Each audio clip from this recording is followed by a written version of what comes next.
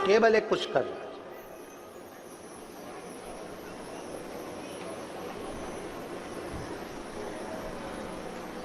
उसके सिवा कई मंदिर नहीं।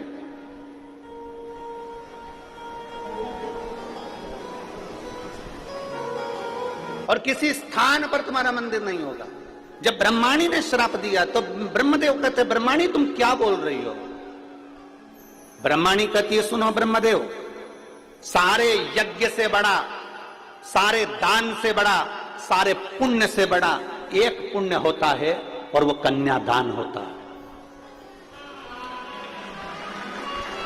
सारे यज्ञ से बड़ा, सारे दान से बड़ा, सारे पुण्य से बड़ा एक पुण्य होता है और वो कन्यादान होता है। इसके सिवा कोई दान बड़ा नहीं कन्यादान के आगे। इसलिए हम हमारी भारत माता की पुत्रियों से, भारत माता की बेटियों से प्रत्येक कथा में निवेदन करते हैं कि मेरी बेटियों, तुम कितनी भी ऊंची पढ़ाई करना, कितनी भी अच्छे ऑफिस में काम करना, पर अपने पिता को कन्यादान का मौका जरूर देना।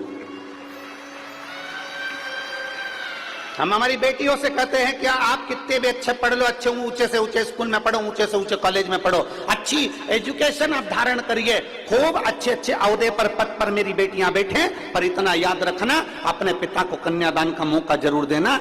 जरा सी चाउमीन के चक्कर में और 10 रुपए के पेट्रोल और डीजल के चक्कर में और भुड़ भुड़ के चक्कर में, किसी एरे गिरे नत्थु खेरे के चक्कर में मत आ जाना। अपने माता पिता को कन्यादान का मौका जरूर देना। ब्रह्माणी ने ब्रह्मदेव से कहा, सबसे बड़ा दान कन्यादान होता है, सबसे बड़ा यज्ञ कन्या का विवाह होता है, सबसे बड़ा दान पुण्य अगर माना गया है तो कन्या का दान माना गया है। इसलिए आप जब इस पृथ्वी पर कन्यादान कर लोगे तब ब्रह्मदेव आपका मंदिर इस पुष्कर राज की धरा पर पूजनीय हो जाएगा, उस मंदिर का आनंद हो जाएगा। तब ब्रह्मदेव सतयुग त्रेता सब निकलता चले गया, द्वापर आ गया और ब्रह्मदेव ने विचार करा, अब मैं किसका कन्यादान करूं? तब देव ऋषि नारद ने कहा, उसी पल उसी घड़ी देव ऋषि नारद ने कहा कि भगवान कृष्ण का प्रागट्य हुआ है और भगवान कृष्ण का प्रागट्य हुआ है और बरसाने की राधा रानी के साथ में बाल्यावस्था में जिस विवाह को कोई नहीं जानता, केवल एक ब्रह्मदेव जानते हैं, केवल एक नारद जी जानते हैं, केवल एक राधा जानती है और एक केवल एक कृष्ण जानते हैं। बाल्यावस्था में भगवान ब्रह्मदेव ने नारद जी की साक्षी में भांडिर वन में बैठकर राधा जी का कन्यादान कर दिया। तब जाके ब्रह्मदेव का पूजन पुष्कर राज की धरा पर प्रारंभ हो गया। तब जाकर प्रारंभ, सहजता नहीं है महाराज, उसको समझना। इस विवाह को केवल ब्रह्मदेव जानते हैं, इस विवाह को केवल नारद जी जानते हैं, इस विवाह को केवल अगर जानते हैं तो राधा और कृष्ण जानते हैं, इसके सिवा वो विवाह कोई नहीं जानता। वो गोपनीय विवाह जो भांडिर वन में किया गया। लक्ष्मी जी ने क्रोध करा भगवान नारायण को, घोड़े का मुख लगा। ब्रह्माणी ने क्रोध करा ब्रह्मदेव को, स्वयं पुष्कर राज में केवल पूजे गए, बाकी के कहीं नहीं पूजे गए। तो यहाँ मेरी पार्वती मैया अनायास क्रोध नहीं करती, मेरी पार्वती मैया हर कभी क्रोध नहीं करती। जहां क्रोध की जरूरत है वहां पार्वती जी क्रोध करती हैं। और आप कभी अनुभव करिएगा, मेरा बहुओं से निवेदन है, मेरा बेटियों से निवेदन है कि आप कभी अनायास क्रोध ना करें, हर कभी क्रोध ना करें। क्रोध का भी एक समय होता है, क्रोध पर थोड़ा सा कंट्रोल होना चाहिए। क्या होना चाहिए? जम के बोलो जरा, कंट्रोल। बेडरूम होता है घर में, बोलो बोलो जम के बोलो, वो मेरी परतवाड़ा की जीजी बोलो, घर में बेडरूम होता है, जम के तो बोलो। ड्राइंग रूम होता है, वॉशरूम होता है, ठीक है। तो फिर घर में एक रूम कंट्रोल रूम भी होना चाहिए।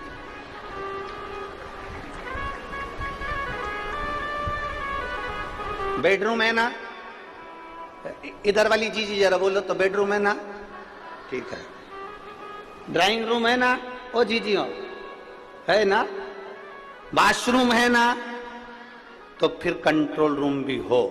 जैसे गुस्सा आए उस रूम में जाकर बैठ जाओ, अपने आप को कंट्रोल करना प्रारंभ करिए।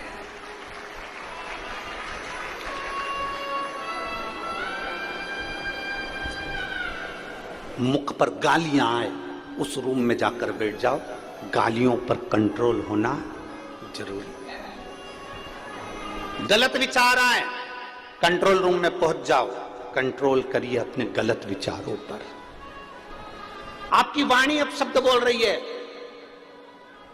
किसी व्यक्ति के लिए अब शब्द तुम्हारे मुख से निकल रहा है, किसी के लिए आड़ा टेढ़ा निकल रहा है, किसी के लिए गाली निकल रही है, किसी के लिए ताने निकल रहे हैं। अपने भीतर जो भरा है वो ही तो बाहर निकल रहा है, जो भरा है वही तो निकल रहा है। गुलाब जामुन खाओगे, आम की डकार आएगी क्या? अरे बोलो तो जम के। कल यहां पर एक वीडियो चल रहा था परतवाड़ा का कि यहां पर वो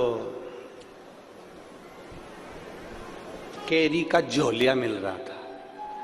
क्या बोलते हैं इधर महाराष्ट्र में, केरी का पना, यहीं कहीं मिल रहा था वो, उसका वीडियो बहुत चल रहा है। ठीक है, और केरी का पना लोग बांट रहे थे, केरी का पना निःशुल्क सबको दे रहे थे, गिलास भर भर के लोग पी रहे थे। अब तुमने केरी का पन्ना पिया, ठीक है, अरे बोलो तो जम के। अब केली का पन्ना पीने के बाद में जलेबी की डकार आएगी क्या?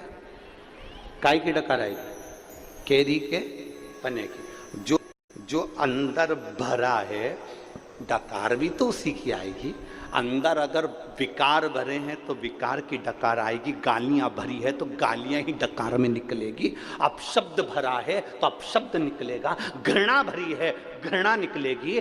तुम्हारे अंदर जो भरा होगा जब तुम बोलोगे तुम्हारे अंदर से वही निकलेगा जो तुम्हारे अंदर कूट कूट कर जो घृणा नफरत अब शब्द भरा पड़ा है वो निकलेगा, बाहर निकलेगा।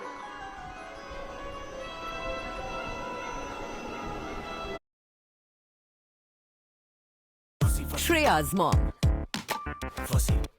Too fussy about the fabric. That's why her winter look is perfect.